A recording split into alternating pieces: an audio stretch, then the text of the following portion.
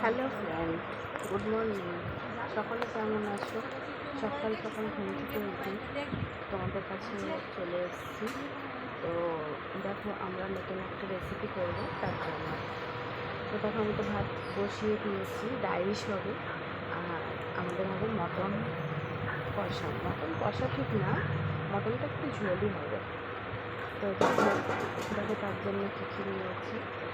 আর সকালের দিকে রেসিপির মধ্যে হবে মাছের ঝাল আর মাছের ডিম ভাজা। তো দেখো মটনটা নিয়ে চলে এসেছি বাজার থেকে। তো মটনটা আমি প্রথমে খুলে নেব।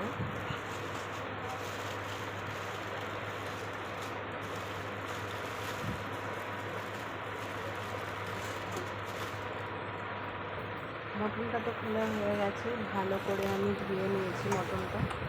তো মটনটা ধোয়ার পরে দেখো পিসগুলো খুব সুন্দর করেছে, বড় বড় পিস করেছে। মটনের পিসগুলো খুবই সুন্দর করেছে।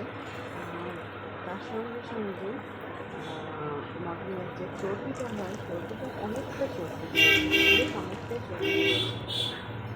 তো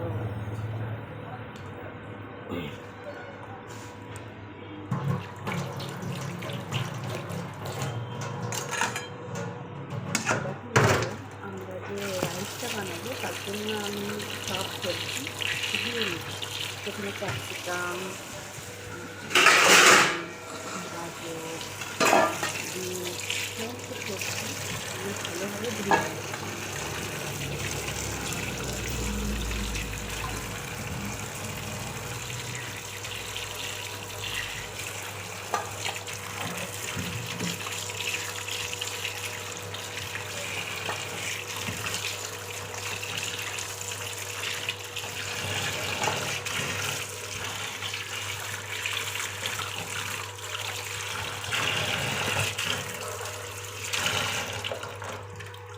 এই যে রেসিপিটা হচ্ছে, রেসিপিটা আমাদের বাড়িতে না, এটা হচ্ছে আমার মায়ের বাড়িতে। ষষ্ঠী উপলক্ষে মা নিমন্ত্রণ করেছে, তো মায়ের বাড়িতে রেসিপিটা হচ্ছে। সকালের জন্য একটু হালকা আইটেম, আর দুপুরের জন্য রাইস আর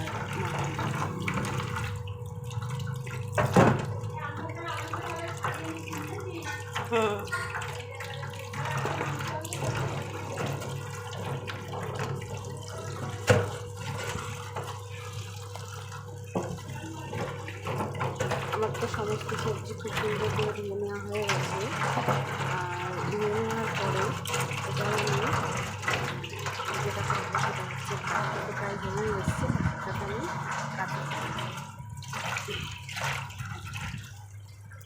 আর মটনে দেওয়ার জন্য দাদা কিছুটা ধনেপাতাও নিয়ে এসেছে।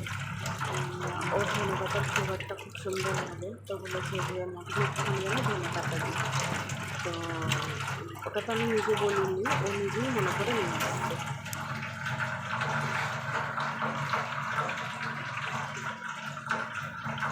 তো এবার তো আমরা মটনটা বসাবো, তার জন্য আমি নুন হলুদ মাখছি, আলুগুলো ফার্স্টে ভেজে নিচ্ছি।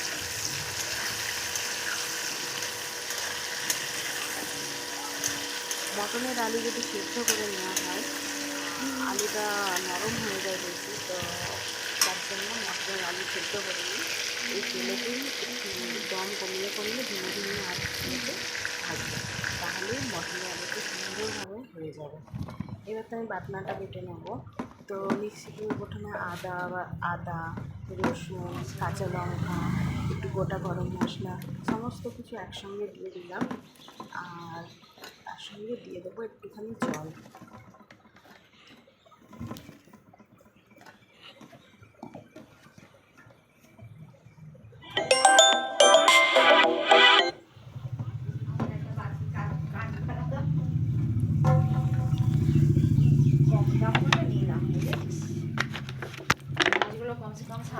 জলটাও আমার দেওয়া হয়ে গেছে।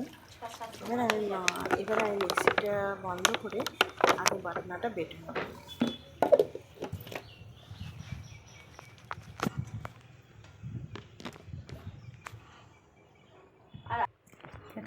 দেখো বন্ধুরা, বাটনাটা তো আমার বাটনা বাটা কমপ্লিট। এবার প্রথমেই আমি মটনটাকে একটু ম্যারিনেট করে নেবো। ম্যারিনেট করে নেওয়ার জন্য প্রথমে মটনে দিয়েছি একটু নুন, 2 চামচ টক দই, ব্যাস ব্যাস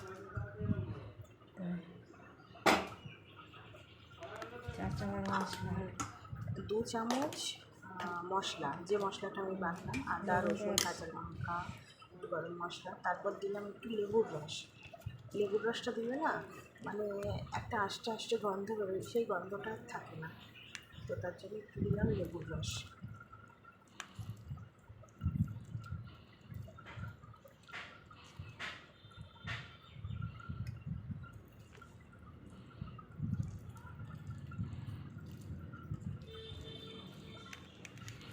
আর কি হলুদ হলুদ লঙ্কা। লেবুর রসটা দেওয়া হয়ে গেলে তো এবার দিলাম একটু কাশ্মীরি লঙ্কার গুঁড়ো, 1 চামচ ছেড়ে দিয়ে দেয়, এটুকুনিতে হলুদে হবে না, আমার পরে দেবো। 1 চামচ হলুদ গুঁড়ো, পরে দেবো লঙ্কা গুঁড়ো দেবো, আর 1 চামচ জিরে গুঁড়ো দেবো, গুঁড়ো লঙ্কার গুঁড়ো, ঝাল লঙ্কা, ব্যাস মাখন। আর 1/2 চামচ মতো জিরে গুঁড়ো। তো তারপরে আমি মশলাটা দিয়ে মটনটা তেল দিলে না, কাঁচা তেল করে নেবো। আর ম্যারিনেটের সময় তো কাঁচা তেল দিতে ভুলে গিয়েছিলাম। তারপরে মা বললো যে কি ম্যারিনেট করার সময় একটুখানি কাঁচা তেল দিলি না, তারপর আমি তেলটাকে নিয়ে এসে দিলাম। যে এই যে আমার মা, উনি ম্যারিনেট করছে, ম্যারিনেটটা করে দিয়েছে। আর ছোটো ছোটো বাটা মাছ এসেছিলো, তো ছোটো মাছ তো খেতে আমার খুবই ভালো লাগে, কারণ ছোটো মাছ ভাজা খেতে খুব সুন্দর লাগে। তো মাকে বললাম, মা বড়ো মাছ তো নিয়েছে দাদা, কিন্তু ছোটো মাছ, আমার ছোটো মাছ খেতে খুব ভালো লাগে। তারপর মা আবার ছোটো মাছও নিল, এগুলো বেশিনে রাখা ছিল। তারপর তো আমি কড়াইতে তেল দিয়ে দিলাম। তেল দেওয়ার পরে তেজপাতা, শুকনো লঙ্কা আর গোটা গরম মশলা দিলাম। তারপর পেঁয়াজটা দিয়ে দিলাম। পেঁয়াজটা দিয়ে সুন্দর করে প্রথমে পেঁয়াজটাকে লাল লাল করে ভেজে নেব। ভেজে নেওয়ার পরে আমি মশলাটা দিয়ে দেবো।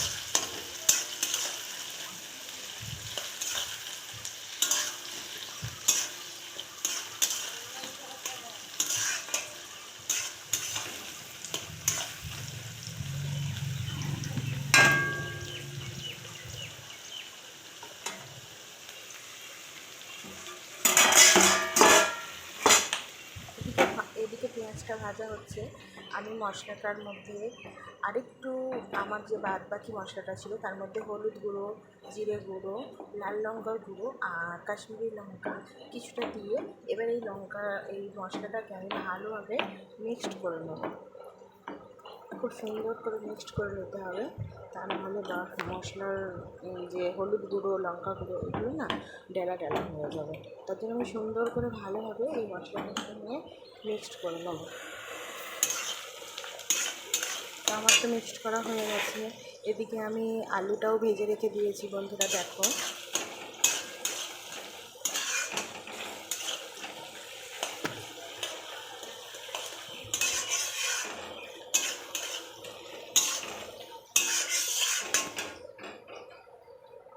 আর রাইসটা আমার কমপ্লিট করা হয়ে গেছে। দেখো রাইস বন্ধুরা কমপ্লিট। দেখো রাইসটা কত সুন্দর একটা একটাভাবে হয়েছে, খুব সুন্দর রাইসটা হয়েছে।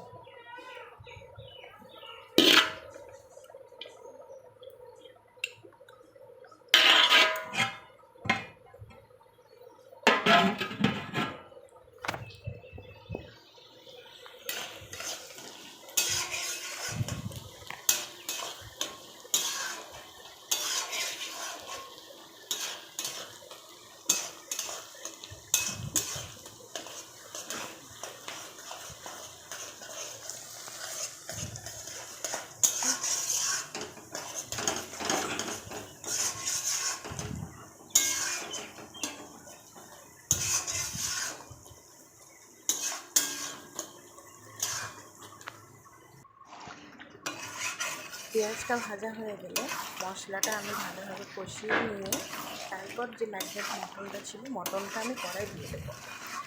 কড়াই দিয়ে দেওয়ার পরে খুব সুন্দরভাবে কষতে থাকবো যতক্ষণ না মটনটা থেকে তেল ছেড়ে দেয়। ভালোভাবে কষা হয়ে গেলে তারপর আমি কিছুটা জল, গরম জল করে নিয়ে মটনটার মধ্যে দিয়ে দেবো। তারপর তো মটনটা খুব সুন্দরভাবে ফুটতে দেবো, তার মধ্যে তো মটনটা ভালোভাবে সিদ্ধ হবে না। আমার রান্না প্রায় কমপ্লিট। বেশ বন্ধুরা, আমার কিন্তু একদম ready. Mutton, rice, salad. Mutton আর রাইস হলে অন্য কিচ্ছু তো তার সঙ্গে কেউ খাবে না, তো তার জন্য মটন, স্যালাড।